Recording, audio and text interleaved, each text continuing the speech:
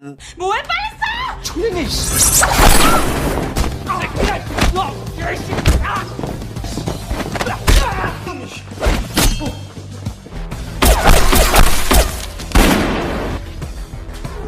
Welcome to my party. We're just getting started. A life is a dream or a nightmare scar. Cerita diawali dengan memperlihatkan suami istri yang sedang bersantai di dalam rumah. Ada Bang Yugang, sang suami, dan ini istrinya Yeonsu. Mereka terlihat sedang mengobrol, dan Bang sendiri berkecimpung di dunia properti. Jadi tidak heran kalau saat ini dia memiliki rumah yang sangat besar dan mewah dan juga memiliki beberapa fasilitas yang mewah lainnya. 좀 봐라. 그게 그냥의 표정인가? Saat itulah Yeonsu meminta izin kepada Bang untuk pergi liburan bersama teman wanitanya, di mana Bang diminta untuk menjaga anak temannya tersebut selama dia dan temannya pergi liburan ke kota. Sebagai suami yang baik, Bang pun mengizinkan istrinya, sehingga dengan senang hati, Bang mau mengantarkan Yeonsu dan temannya ke bandara. Sampai di sini kita masih belum bisa melihat apa yang istimewa dari Bang ini, kecuali pria kaya raya dan punya fasilitas yang mewah.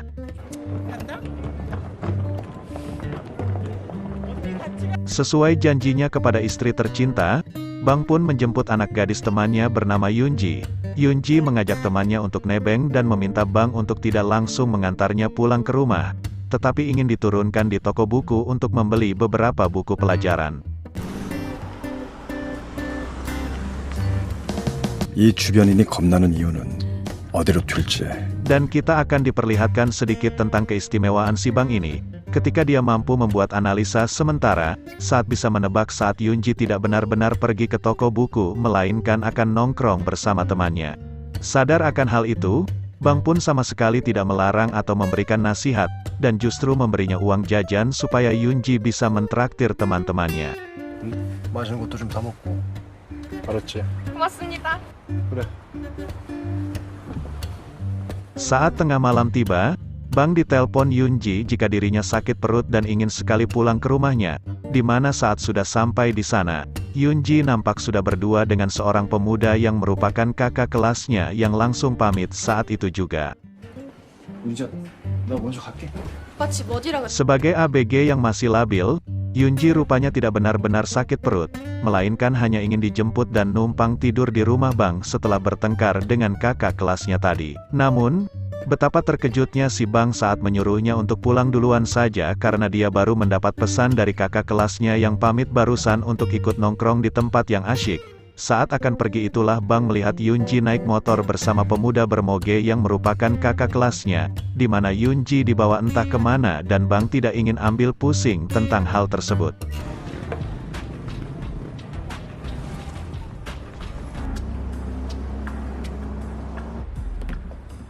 Dia bernama Yuli, seorang siswi yang bekerja sampingan sebagai germo yang menjual adik-adik kelasnya kepada pria hidung belang, di mana Yunji ternyata sudah dikibuli oleh kakak kelasnya yang satu geng dengan si Yuli ini. Tak terima dilakukan seperti ini, Yunji pun memberontak dengan mengatakan hal-hal kasar, di mana saat Yuli akan menamparnya tiba-tiba. 아다만 골라 처먹는 개 변태 새끼들인데. 미친년. 양년이. 말해. Iya, ada Bang yang muncul entah dari mana. Namun jika kita putar sedikit ke belakang, ternyata saat Bang memasukkan beberapa lembar uang ke dalam dompetnya Yunji, Bang rupanya diam-diam memasukkan sebuah alat pelacak yang bisa membuat Bang tahu kemana dan di mana keberadaan Yunji, sehingga ketika melihat Yunji dibonceng oleh beberapa pemuda tidak jelas tadi, Bang diam-diam mengikutinya untuk memastikan Yunji baik-baik saja. 너 다치면 안 되는 애야. 뭐야? 나가니 좀.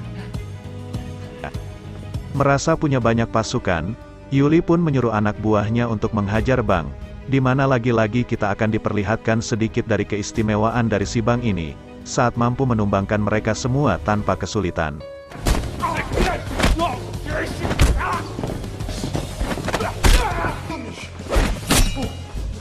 Yang menarik adalah, ketika Yuli berhasil menusuk perutnya, bahwa Bang sama sekali tidak menunjukkan raut muka kesakitan saat pisau menancap menembus perutnya, yang kita tahu orang biasa tidak mungkin berlaga seperti ini jika bukan punya ilmu kebal, sehingga bisa dipastikan jika Bang bukanlah orang biasa yang dianggap remeh.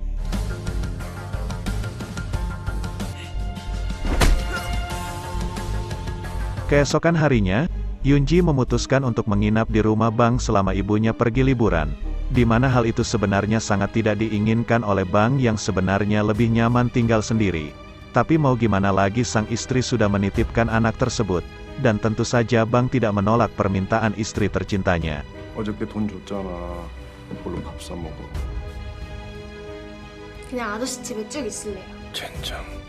Saat malam hari ketika Bang dan Yunji lewat gedung semalam, terdapat banyak sekali polisi yang menjadikan gedung tersebut sebagai TKP, yang ternyata semua orang yang dihajar Bang sudah tewas. Rupanya ada orang lain yang membunuh para pemuda tersebut kecuali Yuli, yang sepertinya itu dilakukan oleh satu organisasi atau kelompok tertentu yang tidak ingin bisnis jual beli wanita mereka terbongkar.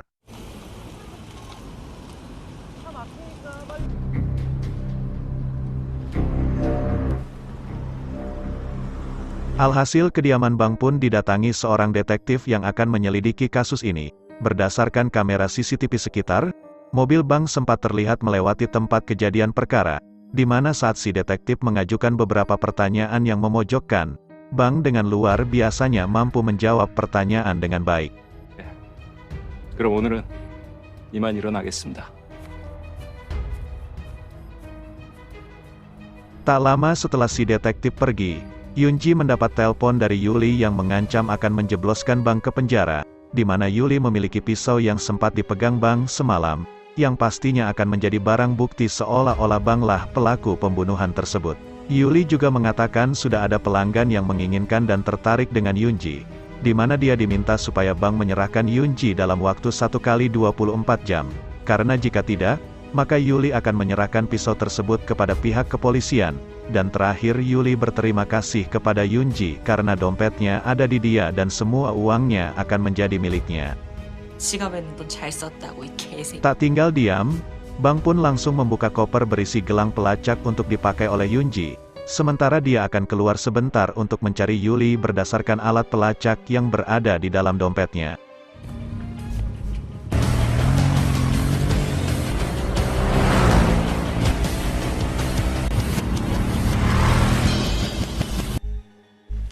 아유 씨발 족가라 소리 하지 말고 씨발.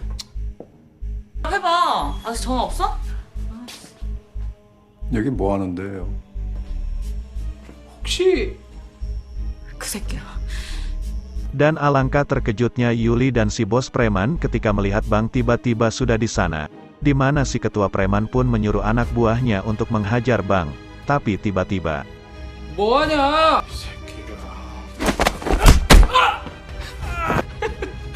dengan wajah dingin tanpa ekspresi, Bang pun berhasil mengintimidasi Yuli dan si bos preman untuk diam tanpa kata, di mana saat mereka menolak untuk menyerahkan pisaunya, Bang dengan santainya melukai si anak buah dengan cara memukul kepalanya menggunakan botol, bahkan menyayat tangannya menggunakan sebilah pisau, sehingga ketika si bos merasa bahwa Bang bukanlah orang yang bisa diancam, si bos akhirnya menyerahkan pisau barang bukti tersebut.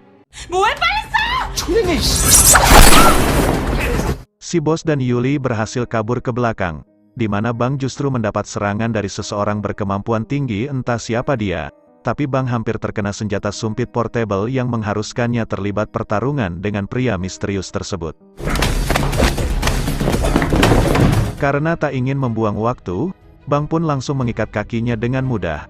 Lantas dia pergi begitu saja karena merasa tak punya masalah dengan pria misterius tersebut.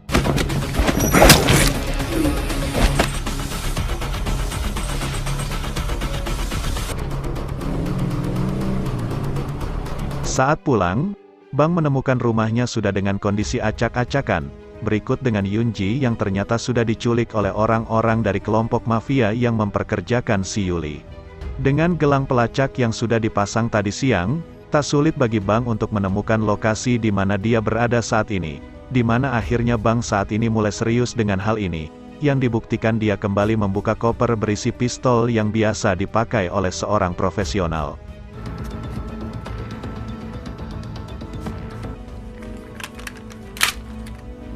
Sesuai lokasi pada alat pelacak, Bang akhirnya sampai di tempat dikurungnya para gadis-gadis muda, di mana Yuli yang akan kabur bersama kelompok mafia pun berhasil tertangkap lebih dulu sehingga Bang bisa mencari tahu informasi kemana Yuli dibawa.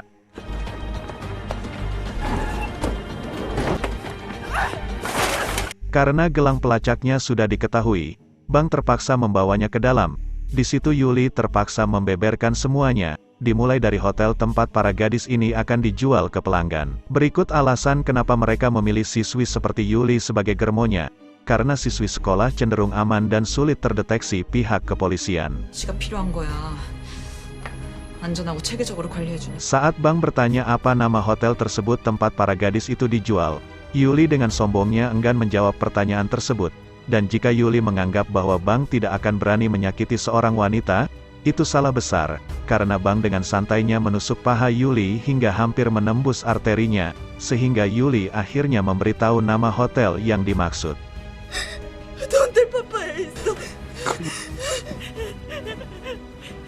Beberapa saat setelah Bang pergi, si detektif dan anak buahnya pun tiba di TKP, di mana si detektif menemukan Yuli sudah dalam kondisi tewas bersimbah darah, yang sepertinya pihak mafia sudah membunuh Yuli sesaat setelah Bang pergi, supaya Yuli tidak memberikan keterangan lebih lanjut tentang kasus ini.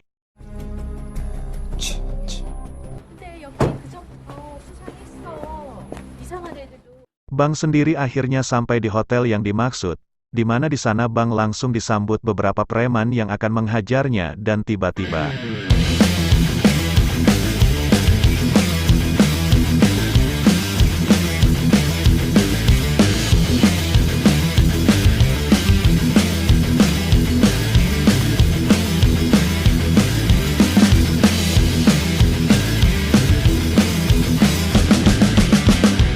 disinilah kita akan diperlihatkan saat si Bang ini mampu membunuh seseorang.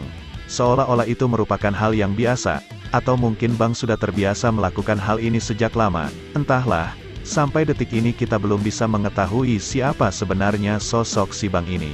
Kesan awal yang biasa saja, sama seperti orang biasa saja membuat kita yang menonton tidak menyangka sama sekali jika Bang bisa bertindak senekat setenang dan sebrutal ini, ketika hidupnya diganggu hanya gara-gara anak sahabatnya diculik.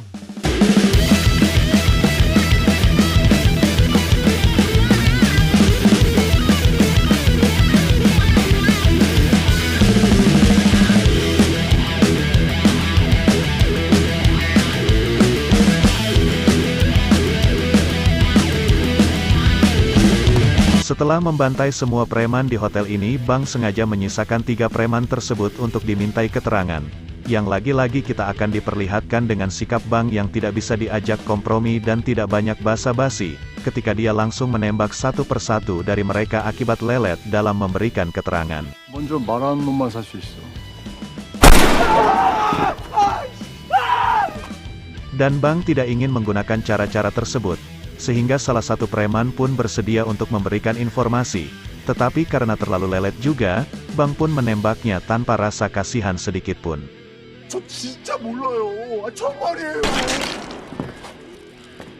Saat itulah, kembali si pirang misterius yang sempat menembaknya dengan sumpit besi, di mana si pirang ini penasaran dengan sosok Bang yang bisa begitu mudahnya mengalahkan dia tempo hari. Dan yang menarik adalah, si pirang dengan baik hati memberitahukan kemana Yunji dibawa, dan dirinya mengatakan bahwa percuma saja mengetahui hal ini karena sebentar lagi Bang akan mati di tangannya.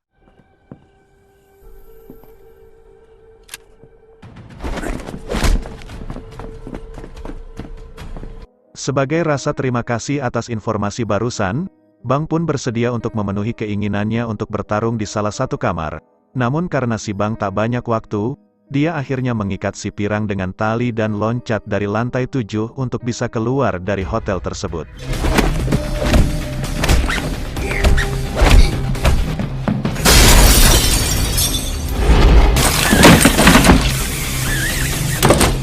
Tak diduga muncullah si detektif yang menodongkan senjata kepadanya, di mana Bang dengan santainya merebut pistol beliau dan memintanya untuk ikut ke pelabuhan tempat Yunji akan diekspor ke Rusia. Sesampainya di pelabuhan, si detektif pun diajak ugal-ugalan dengan cara menabrak mobil yang sedang membawa Yunji.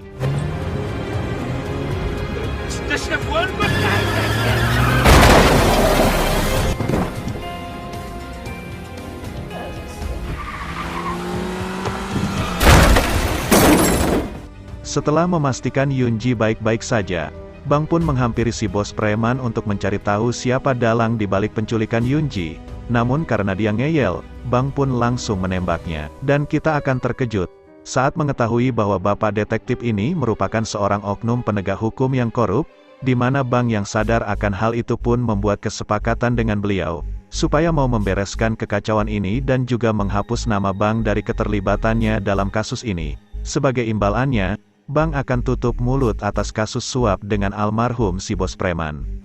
Tolong, switch.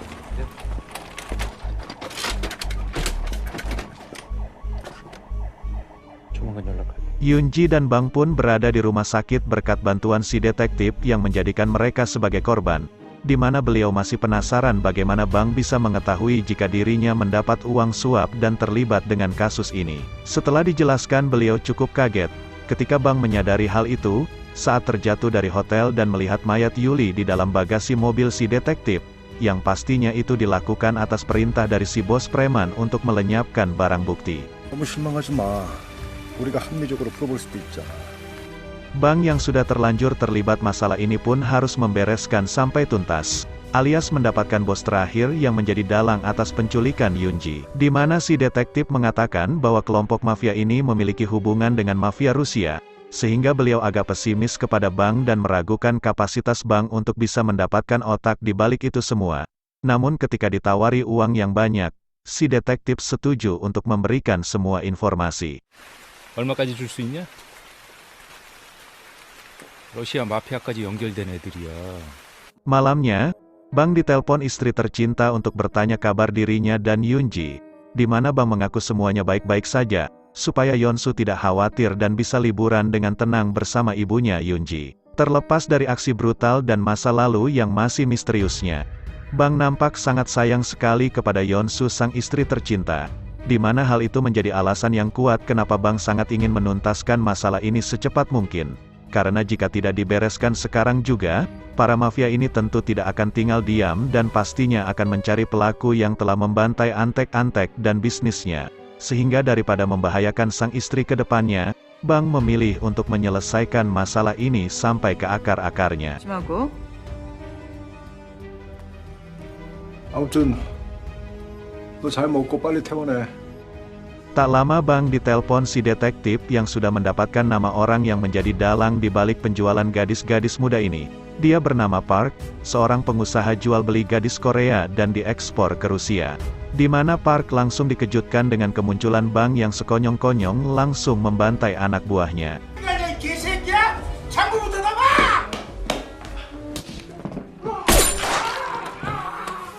Ketika Bang meminta Park untuk menjelaskan semuanya, Park menolak buka suara dengan alasan yang cukup logis, yakni Bang tetap akan membunuhnya meski sudah diberikan informasi. Tetapi Bang rupanya bukan psikopat yang asal bunuh saja tanpa alasan yang jelas, karena informasi yang diberikan Park cukup masuk akal dan akurat. Bang akan memberikan kesempatan untuk tetap hidup. 희망을 버리지 마. 잘하면 살 수도 있잖아. Park pun akhirnya menjelaskan bagaimana bisnis ini bekerja, dimulai dengan mempekerjakan pelajar sekolah seperti Yuli dan teman-temannya untuk mencarikan ABG sesuai kriteria, di mana saat ABG sudah didapat, Park akan memoles para ABG ini untuk diekspor ke Rusia dan akan menjadi santapan para hidung belang. 러시아 마피아. Dan faktanya, Park sama sekali bukan kelompok mafia dan tidak memiliki hubungan dengan kelompok mafia manapun. Dan alasan kenapa usahanya selalu aman adalah karena dia dilindungi oleh seseorang yang penting, yakni seorang hakim atau pejabat yang paling terkenal di Korea yang selalu membantunya membereskan setiap masalah. Yang edannya lagi adalah, si hakim ini rupanya doyan juga dengan daun muda alias ABG, yang mana sebagai imbalan yang diberikan Park selalu memberikannya produk-produk baru alias ABG yang masih fresh, yang salah satunya adalah si Yunji. 판사 새끼 보디가드도 거기서 스카웃한 거야. Setelah melenyapkan Park dan antek-anteknya, Bang pun menghubungi seseorang dari departemen pembersih yang bertugas untuk membersihkan TKP dan membereskan semua mayat dengan sangat rapi dan teliti. Yang pada titik ini kita sangat terkejut karena di film John Wick juga ada tim pembersih dan pihak The Continental yang memang menaungi seluruh pembunuh bayaran di Amerika Serikat. Sehingga bisa dipastikan bahwa sosok si Bang ini yang kemungkinan besar adalah mantan pembunuh bayaran dan memilih hidup normal. 뭔가 가평에서 대청소가 있어. 마지막으로 그것까지만 마무리해줘. 아, 당신이야말로 은퇴했다는 소리를 들었는데. Tak hanya memiliki akses ke departemen pembersih, Bang pun memiliki akses ke seorang ahli senjata yang memiliki berbagai senjata api, di mana Park meminta sebuah senjata api jenis sniper, lebih tepatnya M200 Intervention buatan Amerika Serikat berikut dengan peredamnya.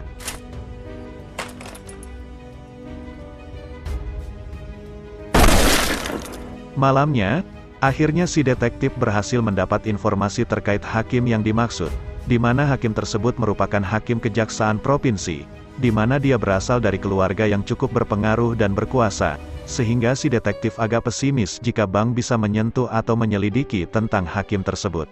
집안 재력도 상당하고 부탁 하나만 할게.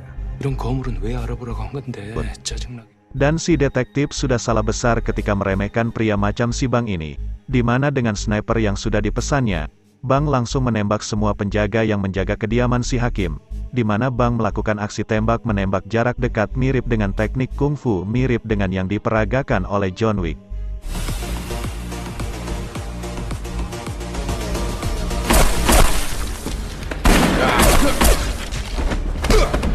알렉스. 보리스.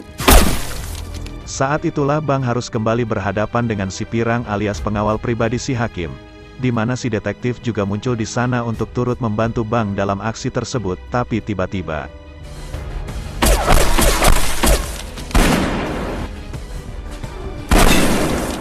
rupanya si detektif sudah berkhianat dan keluar dari kesepakatan dengan sengaja menjebak si Bang agar datang ke tempat ini, di mana Bang dibawa ke hadapan si hakim yang sudah menunggunya bersama dengan gadis ABG yang baru dipesannya. Benar kata si detektif, hakim ini sangatlah berkuasa dan memiliki jaringan yang sangat luas, bahkan si detektif sendiri pun merupakan anteknya si hakim yang sudah lama bekerja untuknya dan membereskan masalah-masalah kecil untuknya. 법자냐, 돈도 많고 막강한 권력을 가진 판사님이냐. Si detektif pun disuruh untuk membereskan masalah ini dengan melenyapkan si Bang, seolah-olah kematiannya seperti bunuh diri, di mana si Bang dibawa ke ruangan lain, sementara si hakim akan kikuk-kikuk dengan ABG yang sudah dipesannya.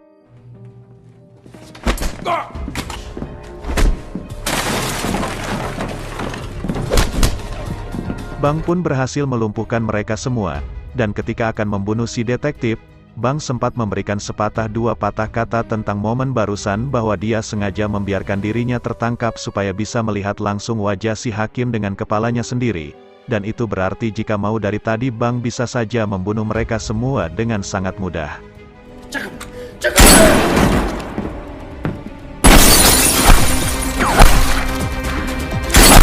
Dan inilah final battle di mana si Pirang masih saja penasaran ingin menguji kemampuannya, dengan bertarung dengan seorang pembunuh paling terkenal, di mana mereka berdua melakukan pertarungan sangat epik dan beradrenalin, sehingga membuat kita yang menonton akan merasakan jiwa-jiwa brutal yang muncul dari dalam sanubari tubuh kita.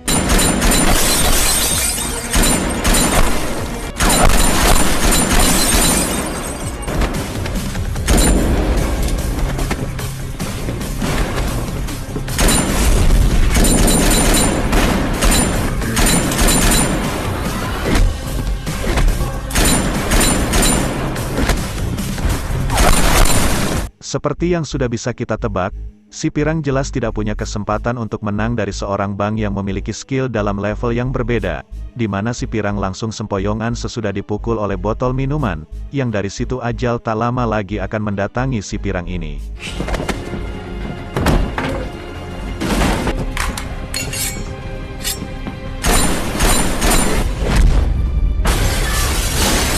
Setelah semua anak buahnya tewas tanpa tersisa, si hakim yang dari awal tampak sombong dan besar kepala pun kini langsung ciut ketika harus berhadapan dengan Bang, di mana gugup dan gemetaran nampak sekali terlihat, bahkan untuk duduk saja, si hakim harus menunggu perintah dari si Bang yang santai ini.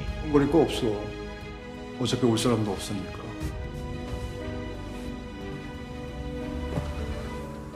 Sempat menawari Bang dengan uang, perlindungan, dan kekuasaan. Namun Bang yang tidak tertarik dengan semua itu pun justru bertanya kepada si hakim, tentang kenapa dia sangat menginginkan Yunji sampai-sampai menyuruh orang untuk menculiknya, di mana si hakim mengungkap sebuah fakta bahwa dirinya sudah lama memboking dan mencarter si Yunji ini, bukan dari Park si penjual gadis, bukan dari Yuli, bukan juga dari si preman melainkan dari ibu Yunji sendiri, yang ternyata ibu si Yunji ini yang saat ini sedang liburan bersama istrinya. Ibu ini rupanya bukan ibu kandung melainkan ibu angkat Yunji, yang memiliki profesi gelap sebagai germo, atau orang yang bekerja untuk orang-orang besar seperti si hakim ini. Dikira akan dibiarkan hidup, si hakim pun ikut tertawa ketika Bang tertawa, bahkan ikut berdiri ketika Bang mulai berdiri tapi tiba-tiba.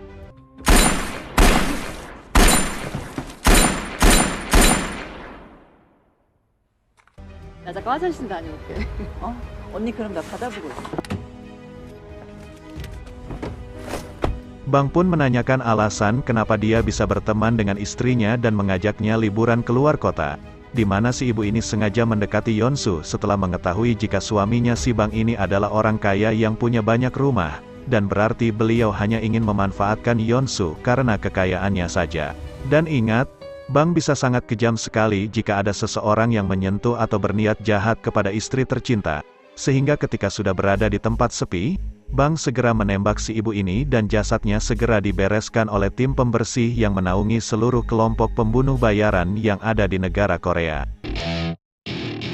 Welcome to my party, we're just getting started. A life is a dream